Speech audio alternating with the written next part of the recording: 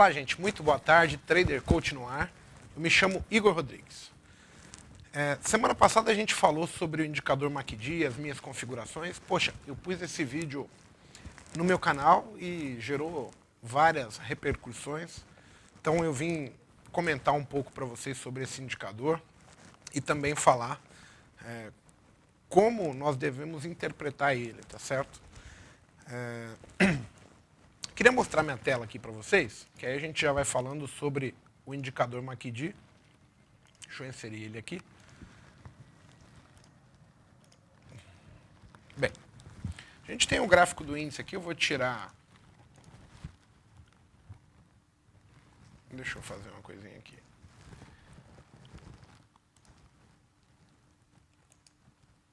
Vou pegar o point to fix, pronto. Agora vai ficar certinho, tá? Então a gente tem aqui o mercado, ó, numa condição bem bacana para a gente entender, né, como utilizar o MACD. Por que a minha configuração ela acaba sendo... Volta um pouquinho para mim aqui. Por que minha configuração tende a ser diferente do default que o MACD foi apresentado para a gente, né? A configuração do seu criador lá, o 12 com 26 e o 9, né? 9 com 26 e o sinal de 12. Ao longo do tempo eu fui percebendo que se o MACD ele é muito curto, ele muda de comportamento com muito mais frequência. Então, a minha configuração, ela está baseada em φ ao cubo, a gente já falou, então são os fractais φ ao cubo que determinam ali a minha configuração para cada tempo gráfico. Mas o objetivo é o seguinte: nós acreditamos que, no mínimo, 3 fractais têm que estar em tendência de baixa ou tendência de alta para que o mercado esteja em plena ascensão, tá certo? Então, o meu MACD, ele está marcando exatamente esses 3 fractais. O que acontece? Em grandes tendências, em movimentos maiores, a gente vai ter as mudanças de comportamento dos tempos menores, mas não do tempo grande. Então, o objetivo do MACD ter essa configuração maior, né, principalmente como que eu vou usar a palavra?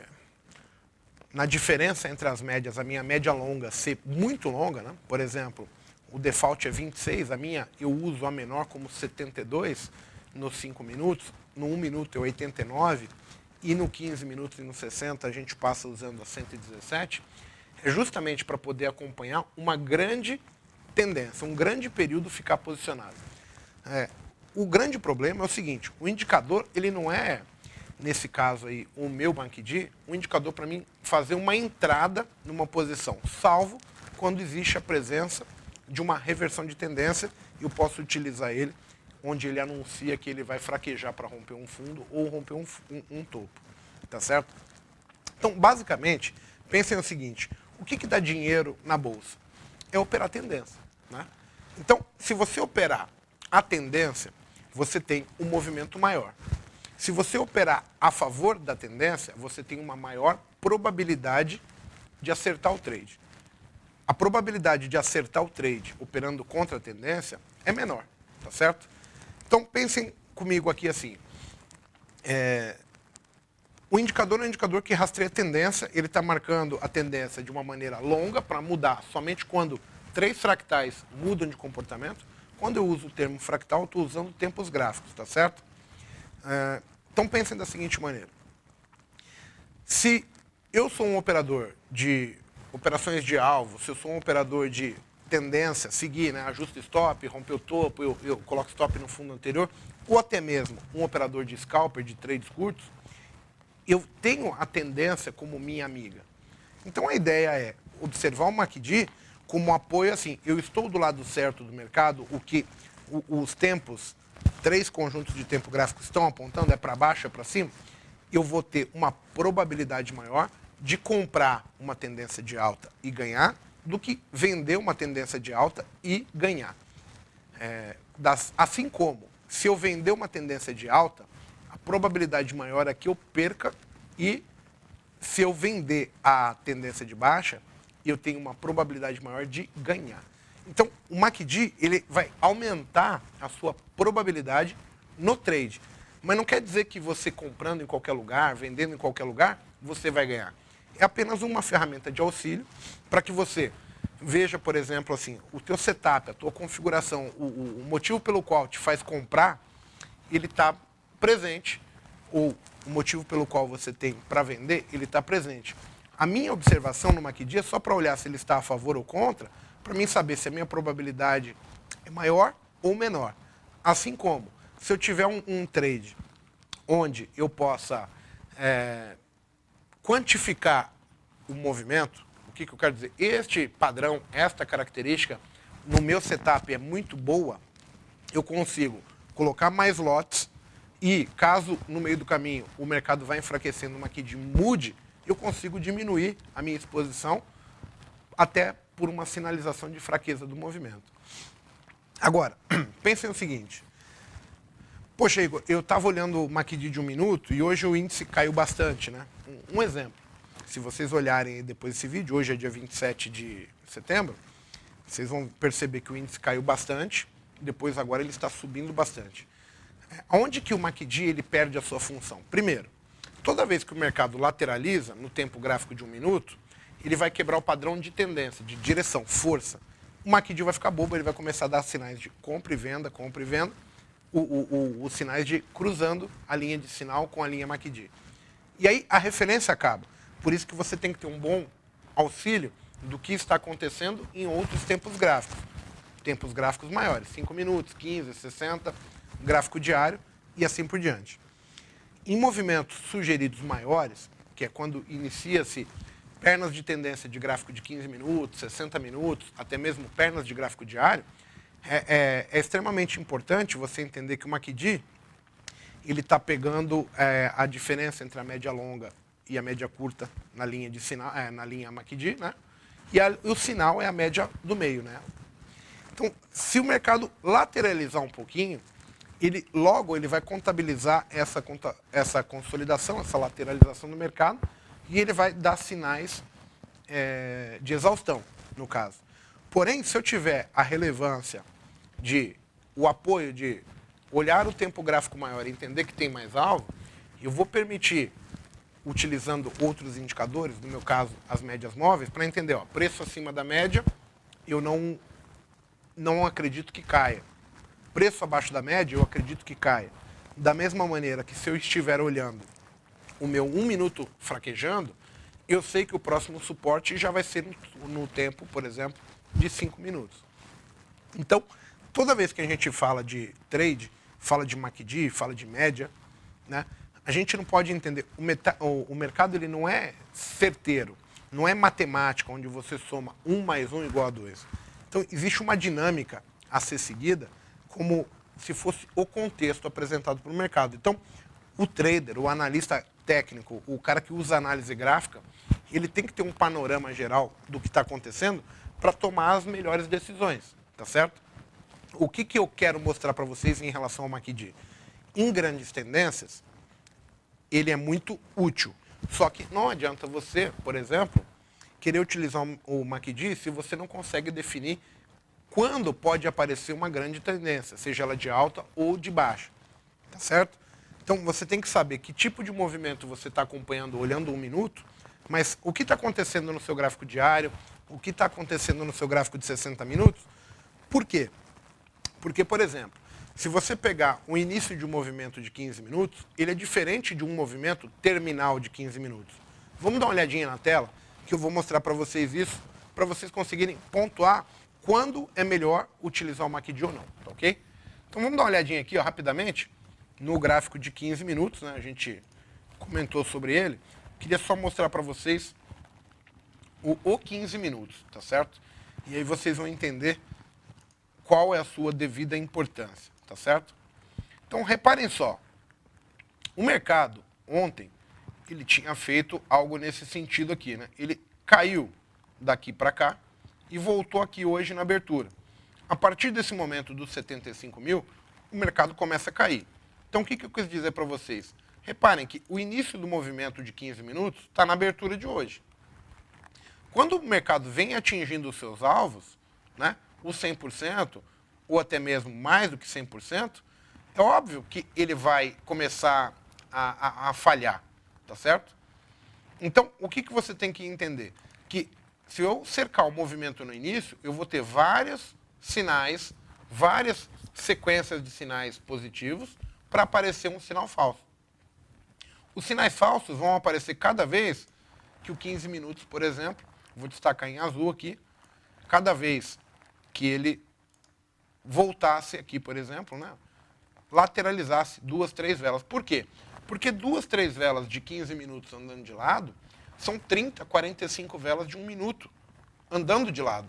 E aí você tem que entender que o gráfico de 1 minuto consolidou, porém, o pai dele, que seria o 15 minutos, continua com o seu MACD cortado para baixo, dizendo assim, é para baixo que eu estou vindo, é a hora que eu vou romper fundo e vou começar a cair.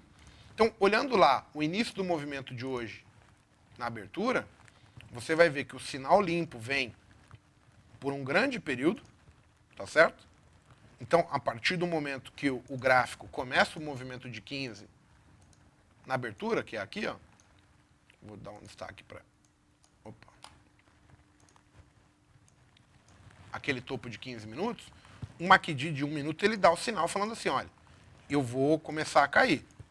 E aí ele fica, por um longo período, cortado para baixo, dizendo para você assim, ó, se chegar perto do fundo, eu vou romper. Agora, lembra que a gente falou que o 15 minutos ficou lá 30 minutos andando de lado? Aí o que aconteceu com o MACD? Como ele é um indicador de tendência e apareceu uma consolidação, ele ficou besta. Agora, como o mercado estava esticado, você já tem que supor, por exemplo, que ali onde ele para aquelas 2, 3 velas, era o alvo de 100% do movimento. Então aqui era altamente provável que iria falhar o MACD. Porque você já tinha, teoricamente, o mercado tendo andado 100% no movimento anterior. Então, a referência que eu tinha era uma. Quando eu vejo o mercado no alvo de 100% do índice, eu tenho que subir meu tempo gráfico e falar assim, bem, será que meus 60 minutos está caindo? Eu ia falar assim, olha, os 60 minutos também tinha dado uma venda. Então, eu vou olhar o alvo de 60 agora, é perna 1 para baixo, a perna 2 de 60, e ele fala, não, eu vou cair até 73.800 e posso chegar próximo de 73 mil. E aí, o que eu estou olhando?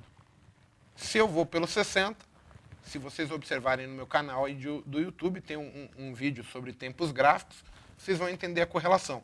Aí eu poderia estar utilizando os 5 minutos, e aí eu teria ficado, como o movimento era de 60 minutos, eu teria maior amplitude de movimento sem que o meu indicador tivesse titubeado. Por quê?